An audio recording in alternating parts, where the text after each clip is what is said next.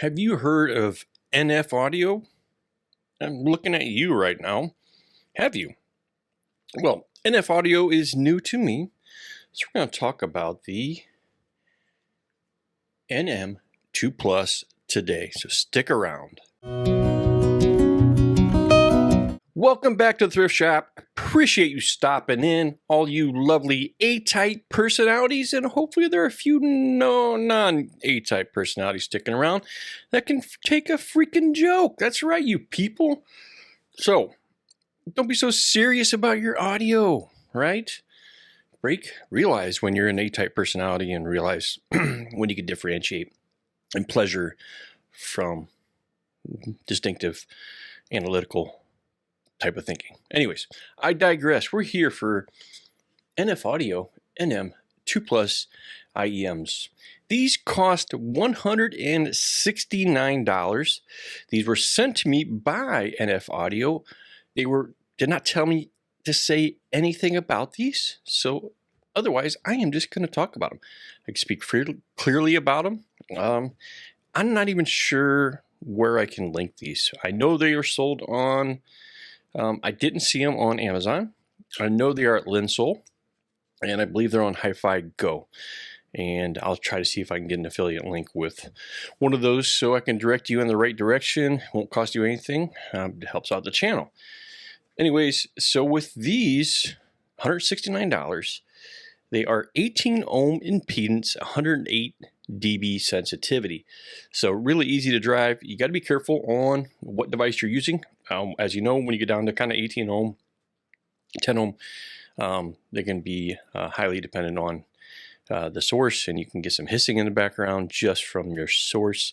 Not that the IEM themselves are doing that. So got to be careful. But 18, should be safe. But for that price, you are getting a metal shell IEM. It's quite pretty here. And you're getting the NM2 Plus monitor, if you can see that, if it'll focus. So it's nice for $169. I mean, you're in the Moondrop kind of Kato thing, and honestly, I would rather have a matte satin finish kind of IEM than the Kato's polish, because it just scratches so easily. So I do prefer this type of shell.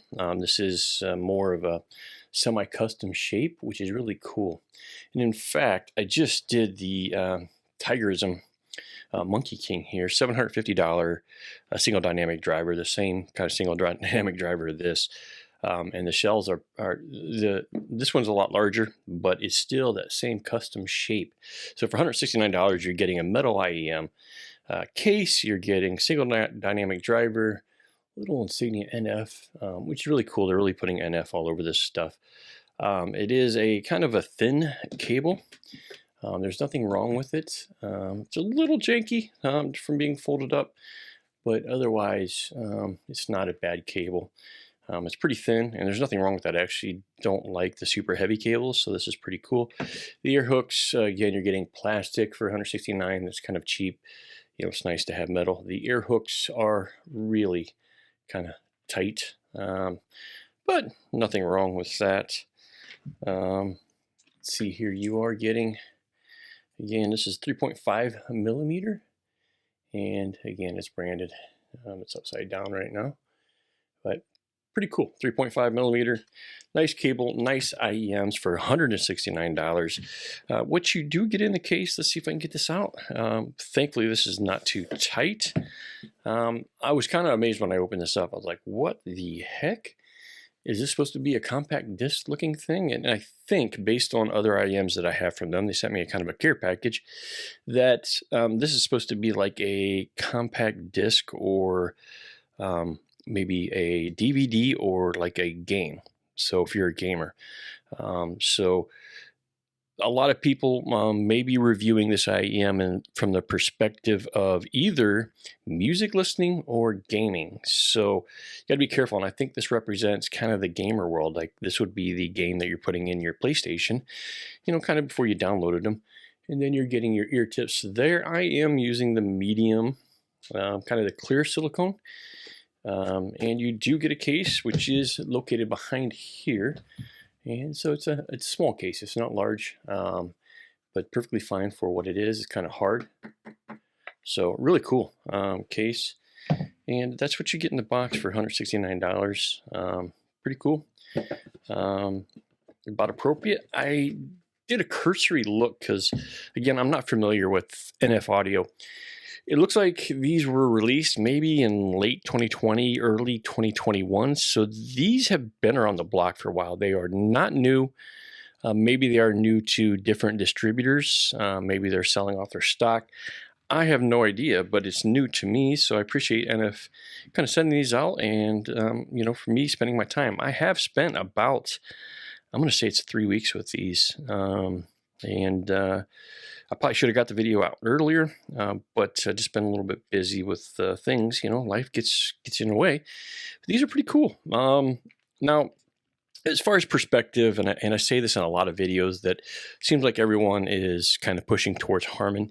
Obviously, if this is released in late 2020, early 2021, they were not focused on Harman, and they were kind of playing with the market. Now, it was all over the board, so one IEM could be very different. So this has actually stood the test of time and is still readily available, what I find interesting. And reading some of the reviews from back then, which I don't typically do, but it was just, I want to see the history of when these were released.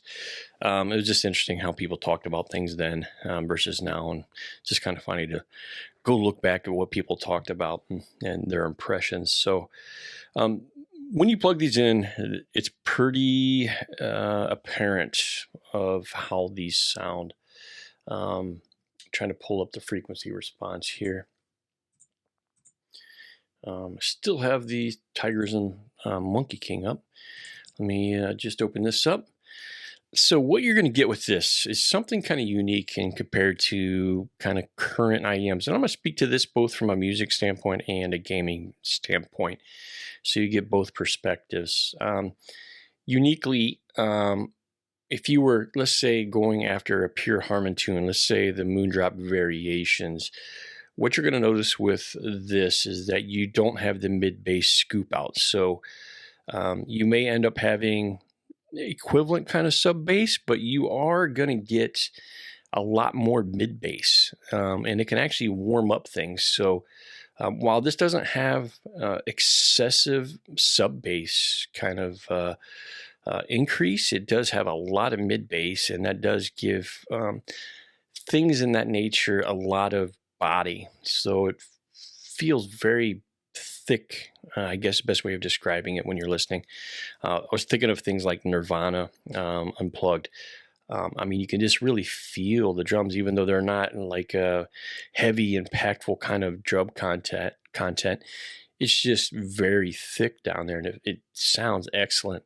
Now, in comparison to the variations, the initial peanut gain, you know, this starts a little bit later and a little bit of lower slope, but then it really increases a lot more. So you are going to get a lot more vocal energy from these. So and especially the males may be different than the females.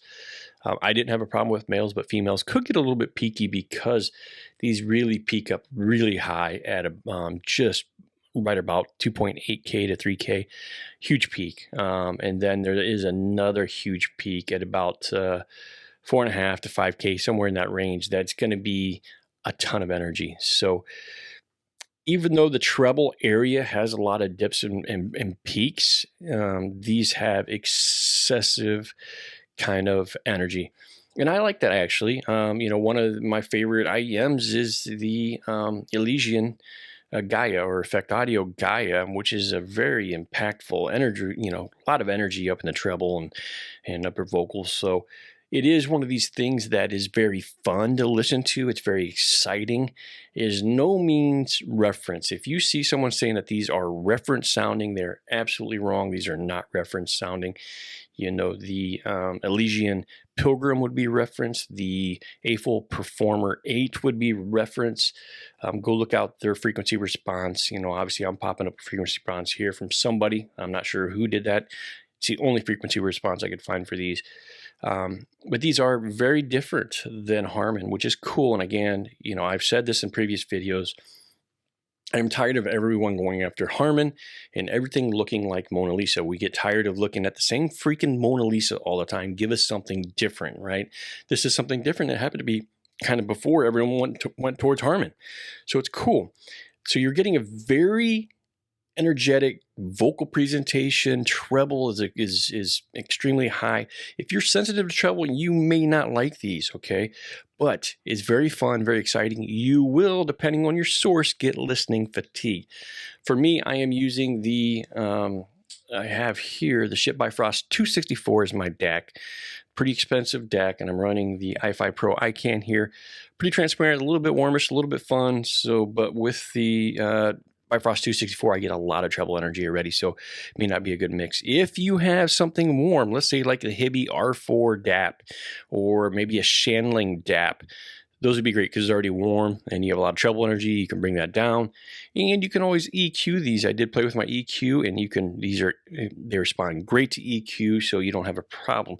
So from a music standpoint, you have to be careful what you're listening to. If it already has a lot of treble already mixed in, already sibilant, I guess, you may have a problem. So you just got to be careful with that. But in general, these are very fun. They're very exciting kind of listen, and you know, it's something different and something you enjoy. But you know, in my case, you do get about an hour out of them before I have to pull them out, and you kind of do get some listening fatigue. So just got to be careful. It's fun while you listen, but it's fun to, you know, put them away kind of thing.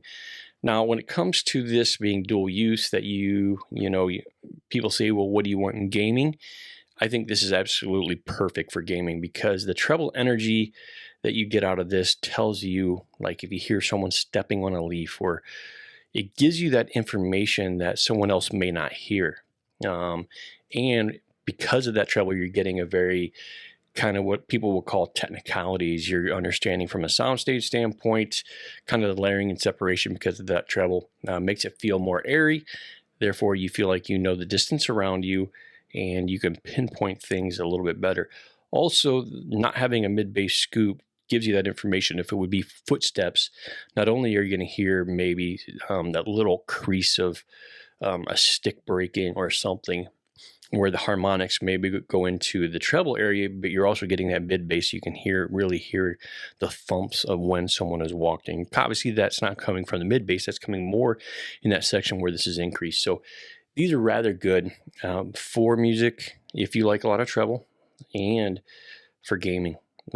This may be one of the better gaming IEMs out there. I'm not sure if you want to pay $169, but it's certainly, you're getting a metal IEM here, and it's rather cool and rather good. So hey, I appreciate you sticking around. The only thing I ask when you watch these free videos, for you freeloaders out there that don't realize these guys like myself are creating free content, is that you need to subscribe. I don't care if you're trying to fix your car and learn how to change your oil, or reset your oil lamp on your car, or change a light bulb on your car. Just subscribe to the people. You owe it to them for that free content. So just hit like, subscribe. Appreciate it. Have a blessed day. Peace.